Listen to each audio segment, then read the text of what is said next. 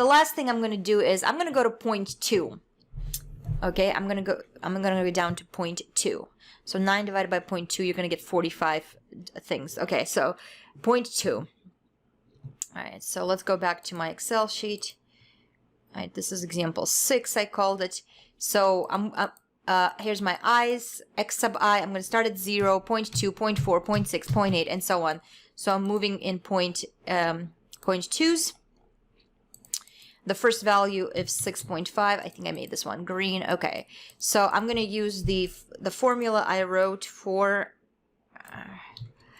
I don't put the equal sign in right away in case there's some mistakes to correct it. When Excel sees that equal sign, it like goes insane. It tags whatever cells are mentioned. It's almost impossible to undo any mistakes. So I just put this in. All right, so equal. All right, so that's my first slope.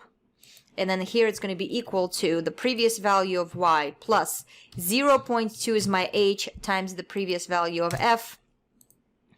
All right, let's drag this down to 45. Let's drag this down. All right, here we go. This looks slightly more tame just by looking at it. I mean, there's nothing that takes you down to -60 or +50, right? I mean, it's still pretty insane because the function doesn't really go beyond -6 and you have -20. But let's figure out the error just to see. This was the error, right? Okay, this was the error. The error doesn't depend on h. It just takes whatever value. Okay, so let's put in the error. Equals. Drag it down. Oops, drag it down once more. And then the average error is going to be the average of, was it E2 through ER47?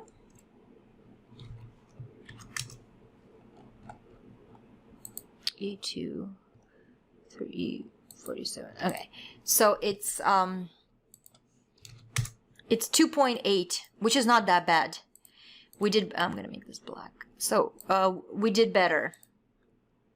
Right? The error is only 2.8. So let's take a look at what it looks like fit-wise. Fit-wise. Okay, so here's my curve again. Blue, right? We did it in blue. Okay, here's my curve in blue. These are my 45 values. Here they are. This is a bit like watching somebody cook or bake on the Food Network because they already did all the stuff in advance, so it looks like we're moving fast. But in reality, I'm only giving you one problem for the homework. In reality, this literally takes forever. Even if you're doing it by computer, imagine doing this by hand. By the way, this is one of the reasons why you would need to learn how to program. Then all you really do is create a program that just takes in a few input values and spits out the answer, okay? You don't have to go do all this work.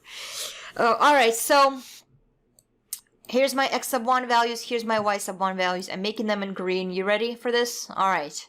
Here we go. At 0.2, drum roll. Hey, this is better. Kind of. At least, yeah, this is better. So it did go a little bit crazy at the turn, but because the h is smaller, it has more chances to recover. That's basically what's happening. Isn't this cool? And then it recovered. Hey, it recovered completely, and then it went a little bit crazy at the turn. And then it recovered, and then it just keeps on. Yeah, this is weird because I think it was the momentum of this thing that it just kept on going down. Yeah, that's a little odd.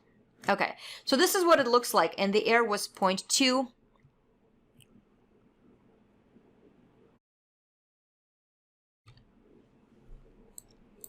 The error was 0.28. So let's summarize our results. Here we go, and then this is what the picture looks like, right? Really cool. Okay. Really cool. And I just put one table on top of the other one just so it's easier to see. Okay, very cool. All right. So the last thing we're going to talk about is there is a way to improve Euler's method. And this might require you to just think about it just for a little bit, but it's not crazy different. All right. So we start with the same ODE. This is the solution. We know x sub naught, y sub naught. First, you introduce x sub 1 and x sub 2 to the right. Each is h apart. So what you do is you draw a tangent line at x sub 0 and a tangent line at x sub 1. the slope of the tangent line at x sub 0, we already know it's going to be f evaluated at x sub 0, y sub 0. I'm going to call this m naught. The slope of the tangent line drawn at x sub 1, y sub 1, I'm going to call m sub 1. All right, and then here's my values of y1 and y2. All right, this is the idea behind Euler's method. Okay, so first, we still start, you have x sub naught, y sub naught. You're going to try to figure out y sub 1. You're going to say y sub 1 equals y sub 0 equals m times x sub 0 minus x sub naught. This is where the interesting part comes in. M used to be just f evaluated at x sub naught, y sub naught. Now m, the slope that I'm going to substitute in, is going to be the average of the slopes at x sub naught and x sub 1. So this green, right? Because the old Euler's method, that the slope at x sub 1, the tangent line at x sub 1, x sub 0, told us where to go next to just this red line.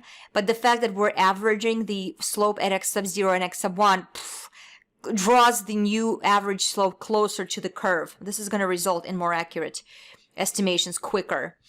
And then x sub 1 minus x sub 0 is h, and you add y sub naught to each side. And then I know m sub naught is, I'm going to substitute f of x sub naught, y sub naught, plus m sub 1 is f of x sub 1, y sub 1 divided by 2 times h plus y sub naught.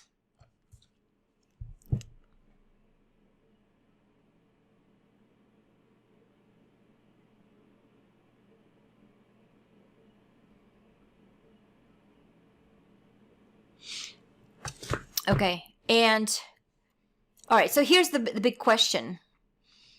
I know x sub naught, y sub naught, so I can evaluate f at it. Here's the big question. You're trying to estimate y sub 1 by using the slope at x sub 1, y sub 1. Well, you don't know what y sub 1 is. How can you plug it into f? All right, and what we're going to end up doing is we're going to estimate y sub 1 with regular Euler's method. So you don't know what y sub 1 is. What you're going to write is y sub 1 equals y sub 0, here it is, plus h over 2. So this is h divided by 2. F, the sum of f of x sub 0, y sub 0, plus f of x sub 1, and then y sub 1, if you remember from previous slides, this is Euler's method for y sub 1. Y sub 0 plus h times f of x sub 0, y sub 0. So y sub 1, you're going to estimate with Euler's method. All right.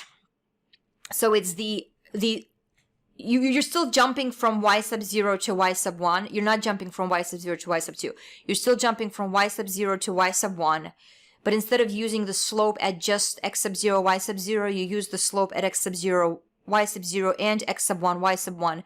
You don't know what to plug in for y sub 1, so you use old Euler's method to estimate y sub 1. All right. So